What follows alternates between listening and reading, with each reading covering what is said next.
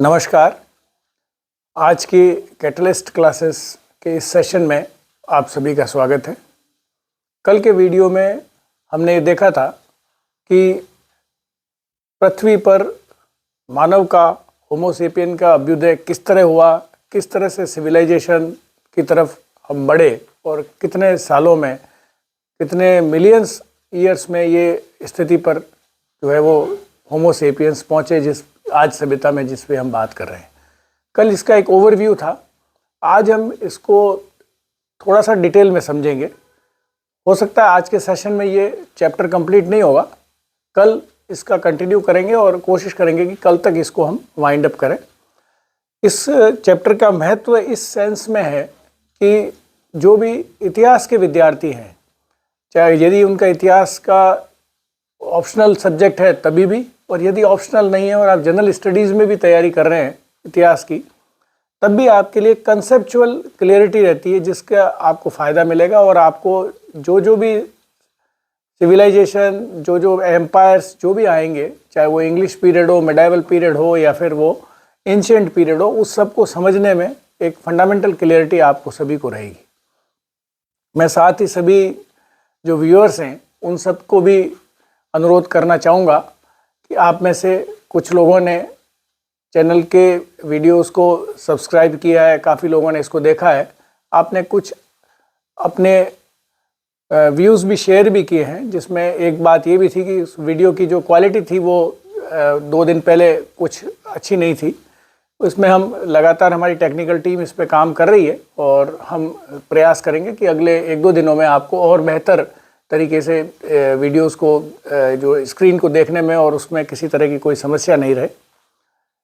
मैं इस catalyst classes की तरफ से आप सभी को पुनः अनुरोध करना चाहता हूं कि जो भी व्यूअर्स हैं, आप इन वीडियो को देखने के बाद इस वीडियो को लाइक करें, शेयर करें और सब्सक्राइब करें, जिससे हम लोगों की हौसला अफजाई होती है और हमको और अधिक मनोबल मिलता है, जिससे हम इसको और बेहतर तरीके से आप लोगों के लिए कर सकें।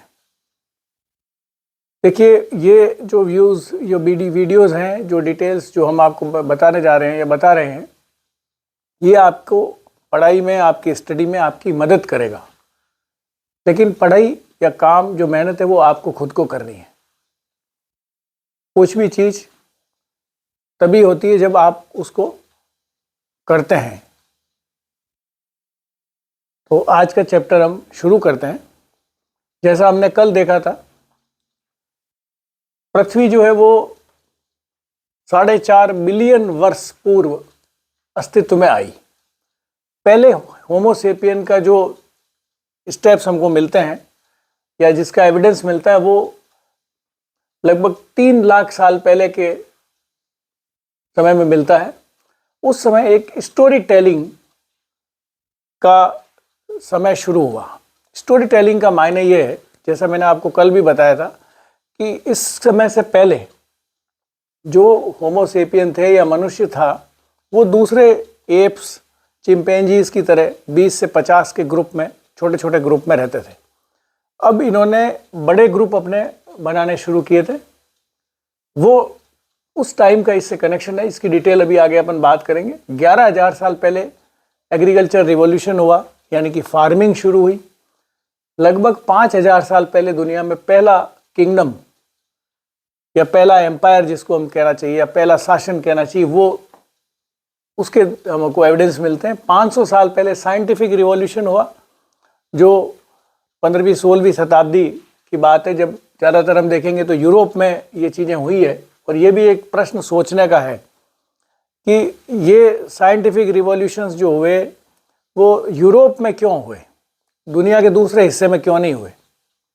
और 200 वर्ष पहले, लगभग 200 वर्ष पहले इंडस्ट्रियल रिवॉल्यूशन, जिसे औद्योगिक क्रांति के नाम से जाना जाता है, वो उसका हमने अनुभव किया है। यहाँ फर्स्ट जो बात कर रहे हैं, मेरे राइट साइड में, स्क्रीन के मेरे राइट में, सबसे पहले कि ह्यूमन को इस एक बड़े ग्रुप की आवश्यकता क्यों पड़ी। क्योंकि मनुष्य जो है, जैसे शेर है, आप देखिए तो बड़े ग्रुप में नहीं रहता, छोटे से 2-4 एक पेयर है या 2 पेयर है, इससे ज़्यादा नहीं रहता, जनरली एक पेयर रहता है। तो ह्यूमन को ऐसी आवश्यकता क्यों पड़ी? वो इसलिए पड़ी क्योंकि जो इंसान जो है उसको एक दूसरे की सपोर्ट की आवश्यकता रहती थी। जो उसके बच्चे होते थे वो छोटे बच्चे हैं और बच्चों को बड़ा होने में लंबा समय लगता है, तो उनके प्रोटेक्शन के लिए, उनको कैरी करने के लिए उनको एक ग्रुप चाहिए होता है। इस तरह से इसकी ग्रुप की आवश्यकता थी। तो 20 से 50 के बीच का वो ग्रुप था और वो सारे पर्सनली एक दूसरे को जानते थे। इस तरह से इनका इवोल्यूशन हुआ और ये लोग शुरुआत की जिसको हम हंटर गैदरर्स कहते हैं या फोर एजर्स कहते हैं हमारे। इसका जो अगली स्टेज है, जब इसकी संख्या बढ़नी शुरू हुई, अभी ये शुरू में ये 50 के आसपास हैं, 20 से 50 के बीच में। उसके बाद जो अगला ग्रुप है वो 150 के लगभग चला गया। तो 150 लोग या 200 लोग जब एक साथ होते हैं तो ये जरूरी नहीं कि वो सारे एक दूसरे को जानेंगे, पहचानेंगे। उसको इकट्ठा करना ही एक विषय था। तो यहाँ जब व्यक्ति को बातचीत करने का कुछ शुरुआत हुई तो गॉसिपिंग एक वर्ड है जिसको हम समझते हैं कि भाई गॉसिप, गप्पे मारनी होगी। तो ये चीज़, इस तरह की कहानियाँ, इस तरह की बातें करके उनके बीच में इंटरेक्शन शुरू हुआ और उनके बीच में बॉन्डिंग शुरू हुई। ये वो टाइम है यहाँ पे जो ह्यूमन है वो गॉसिपिंग के थ्रू इसका ग्रुप बड़ा होना शुरू हुआ। ये 150 के आसपास के बड़े ग्रुप हो गए। बड़े ग्रुप का फ़ायदा ये भी होता था कि शिकार करने में इनको सुविधा रहती थी कि जब अगर अब 150-100 लोग अगर इकट्ठे होकर के किसी बड़े एनिमल को शिकार कर रहे हैं तो उसको घेर करके ये कर सकते थे। अगर ये छोटा होगा तो सामने वाले जानवर को मारना या उसको पकड़ना इजी नहीं, क्योंकि ये इनिशियल फेज है। आप इनिशियल फेज में देखिए तो इनके पास कोई हथियार नहीं है, इनके पास कोई ऐसी चीज़ नहीं है जिससे दूर से किसी का शिकार कर सकें। ये फिजिकली पास जाके करते थे उसका शिकार। तो उसके लिए इनको एक ग्रुप, बड़े ग्रुप की आवश्यकता भी पड़ी। तो जैसे जैसे आवश्यकता पड़ती गई उस तरह की चीज़ें जो है वो अपने आप डेवलप हुई। एवरेज एज की हम बात करें तो ये जो हंटर गैदरर्स हैं या जो फोर एजर्स हैं, इनकी एवरेज एज हम कैलकुलेट करते हैं तो 30 से 40 साल के बीच में आती है। उनमें से 5 से 10% के बीच ऐसे लोग भी थे जो 60 साल की आयु तक भी जिए, लेकिन जनरली इनकी एज जो है वो 30 से 40 साल के बीच है। अगली हम बात करते हैं फार्मर्स लाइफ। ये जो 11,000 वर्ष पूर्व जब खेती ने अपना रूप ले लिया और खेती करना लगे तो इंसान खेत के पास रहने लगा, ये फार्मर्स की लाइफ शुरू हुई है। सीडेंट्री लाइफ शुरू हुई है जहाँ वो अपने खेत पे रहता है, खेत से वापस घर जहाँ भी उसने बना रखा है खेत के पास में, वहाँ आ जाता है। यहाँ देखिए ये पॉपुलेशन में ग्रोथ होनी शुरू होती है इस जगह से। इसके पहले क्योंकि उसको लगातार मूवमेंट करना पड़ रहा है तो नेचुरली उसको अधिक जो है वो संतान उनके पास उनके नहीं हो सकती, क्योंकि वो उसको लेके और चल नहीं सकते, जा नहीं सकते, मूव नहीं कर सकते, और वो अपना जो भी मेथड यूज़ करते थे तो वो नहीं, उसके बच्चे कम होते थे। अब क्योंकि ये सीडेंट्री लाइफ है, एक जगह ही रहते हैं, तो ये पॉपुलेशन ग्रोथ हुई। अब पॉपुलेशन ग्रोथ हो रही है, उधर उनके खाने को अन्न भी मिल रहा है। जो उन्होंने वीट, जो शुरुआती दौर में वीट, बारले, इनकी जब खेती शुरू हुई है तो जो बच्चे हो रहे हैं उनको, या जो पॉपुलेशन बढ़ रही है उसको फूड भी मिल रहा है। अदरवाइज इसके पहले फूड का एक इशू है कि डे टू डे आपको फूड सर्च करना पड़ रहा था। अब यह सर्च करने की आवश्यकता नहीं है, इनके पास इसका स्टोरेज है, तो उससे इनकी ये लाइफ जो है वो अलग तरह से चेंज हो रही है। हालांकि वर्किंग आवर्स इनके बढ़ रहे हैं। आप देखिए यदि उस आदि मानव की तुलना करते हैं तो उसके वर्किंग आवर्स 4-6 घंटे ही थे। यहाँ पे ये सुबह से शाम तक काम करता रहता है। इंसान कुछ भी चीज़ जिसने भी की होगी उसने ये सोच के किया कि हम बहुत आराम से रहेंगे, अब बहुत ईजी होगी लाइफ, लेकिन लाइफ ईजी नहीं हुई। जैसे जैसे डेवलपमेंट हुआ लाइफ में उसके, क्योंकि आप ईजी लाइफ को तो इसी से अंदाज लगाया जा सकता है कि वर्किंग आवर्स कितने हैं, हैप्पीनेस फैक्टर कितना है। क्या ये फार्मर लाइफ वाला जो ह्यूमन है ये हैप्पी है उससे? ये उससे अधिक खुश नहीं है, क्योंकि अधिक काम करना पड़ रहा है, इसको बीमारियां हो रही है, जर्म्स, डिजीज़, ये सारी चीज़ें इनके साथ है। इसके पहले वाले जो हंटर गैदरर्स है उन्होंने इस चीज़ को देखा ही नहीं।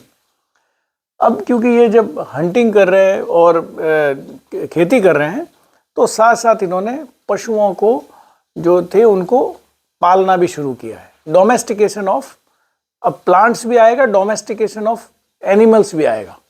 प्लांट्स वो जो इनको काम के पौधे हैं उनको ये बार बार उगाएंगे, खेती करेंगे जिससे उसका फल इनको मिले। और एनिमल्स जो है उसमें खास तौर से 4-5 एनिमल शुरुआती दौर में हैं, जिसमें काऊ है, शिप है, गोट है, पिग है, हॉर्स है। ये इनके शुरुआती दौर में इन्होंने मैमल्स को इन्होंने पालना शुरू किया, डोमेस्टिकेट करना शुरू किया। इस डोमेस्टिकेशन से इनको ये फ़ायदा हो रहा है कि गाय से दूध मिल रहा है, शिप से इनको ऊन मिल रही है जिससे इनको कपड़े वगैरह मिल जाते हैं, गोट से भी मिल्क मिलता है, पिग और हॉर्स से इनको, अब ये जो है हॉर्स की जो राइडिंग है वो भी यहाँ शुरू हो रही है। इसके पहले तक कोई जो भी काम करने की जो चीज़ थी, यदि किसी चीज़ को उठा के ले जाना है, जब हंटर गैदरर से आप सोचिए, जब उसने डोमेस्टिकेशन ऑफ एनिमल्स है ही नहीं, उसको पशुओं का कोई पता ही नहीं है, तो वो क्या करते थे, जब भी एक जगह से दूसरी जगह जाते होंगे तो कुछ लगेज उनके साथ रहता होगा, उस लगेज को खुद ही उठा के ले जा रहे थे। यहाँ डोमेस्टिकेशन ऑफ एनिमल करने से ये इसको उठा के की जरूरत नहीं, इनके ऊपर लाद के ले जाना शुरू कर दिया, खुद को इसको राइडिंग के लिए भी काम में लेना शुरू कर दिया। तो ये पहली मशीन जिसको कहना चाहिए ह्यूमन मसल्स के अलावा जो आई काम में, वो इन पशुओं की आई। अब ये बात भी आती है कि इन्हीं पशुओं को इन्होंने क्यों डोमेस्टिकेट किया, दूसरों को क्यों नहीं किया, क्योंकि ये वो लोग हैं, ये हमको उस ईरा में, उस पीरियड में जाके सोचना चाहिए। अभी तो हम जब देखते हैं तो हम बहुत सारी चीज़ें एडवांस रूप में सब देखते हैं, तो उसको हम बहुत ज़्यादा नहीं सोचते, लेकिन यदि हम पुराने समय के हिसाब से दिमाग लगा के सोचें तो हमको ये समझ में आएगा कि भाई ये इनको क्या पता चल रहा है कि मेरे को कौन से पशु को तो डोमेस्टिकेट करना है और कौन से को नहीं करना है, कैसे तय किया होगा। ये मैं जो बार बार कहता जाता हूँ कि पिछले फर्स्ट वीडियो में मैंने कहा था कि हम आपके इस चीज़ की गारंटी तो नहीं लेते कि आपका किसी भी कंपटीशन एग्ज़ाम में या कहाँ परिणाम क्या रहेगा, लेकिन हम इस चीज़ की ज़रूर गारंटी लेते हैं कि आपके अगर आप ध्यान देंगे तो आपको सोचने का तरीका चेंज होगा और वो आपको सब जगह मदद करेगा। तो पहली चीज़ इसमें डाइट, कि जिसको भी ये डोमेस्टिकेट करेंगे उसकी डाइट को इनको देखना पड़ेगा कि वो डाइट की अवेलेबिलिटी इनके पास होनी चाहिए। यदि ये उसके को जिस जानवर को रखे अपने पास उसको अगर खिला ही नहीं पाए तो वो जिंदा भी नहीं रहेगा। तो पहली चीज़ वो डाइट सूट करनी चाहिए इनको। फर्स्ट इन्होंने डाइट का ध्यान दिया। सेकंड उसकी ग्रोथ रेट। ग्रोथ रेट का मतलब ये कि जो उसका नवजात होता है, जो बच्चा पैदा होता है जानवर का, वो कितने समय में बड़ा हो जाता है। तो हम देखेंगे कि ये जो 4-5 एनिमल हैं, चाहे काऊ, शिप, गोट, पिग, हॉर्स, इन सब के बच्चे जल्दी जल्दी बड़े होते हैं। अगर आप हाथी ले लो तो वो बहुत साल बाद बड़ा होएगा, जब वो काम का होएगा, तो वो हाथी को इसलिए रख ही नहीं सकते यहाँ पे। तो ये ग्रोथ रेट स्लो थी, तो जिसकी प्रॉपर ग्रोथ रेट होगी उसको ये रखेंगे। तीसरी चीज़ है कैप्टिव ब्रीडिंग, क्योंकि जो ये पशु है इसको ये दूध वगैरह के लिए काम में ले रहे हैं या फिर मीट के लिए काम में ले रहे हैं, उसका फूड में, तो उसके लिए आवश्यकता है कि ये जो पशु रखते हैं उसकी ब्रीडिंग भी हो, ताकि नए नए जानवर और आते रहें, ताज़े जानवर आ जाए, नए यंग ब्रीड उनकी आ जाएगी स्पेसीज़ की, और फिर जो ओल्ड होंगे उसको ये मीट के रूप में काम में लेते रहे होंगे।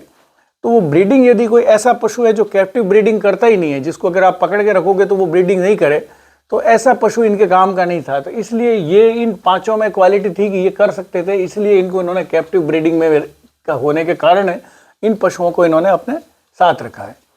इसी तरह नेक्स्ट है नास्टी डिस्पोजिशन। जैसे जेब्रा है, तो जेब्रा का रिस्की है, मतलब वो जानवर रिस्की भी नहीं होना चाहिए। जिसको ये पालें, मान लीजिए गेंडा है या रिनोसोर्स है, उसको यदि ये ले आते हैं, रियनोस को ले आते हैं, तो वो इनके लिए रिस्की है।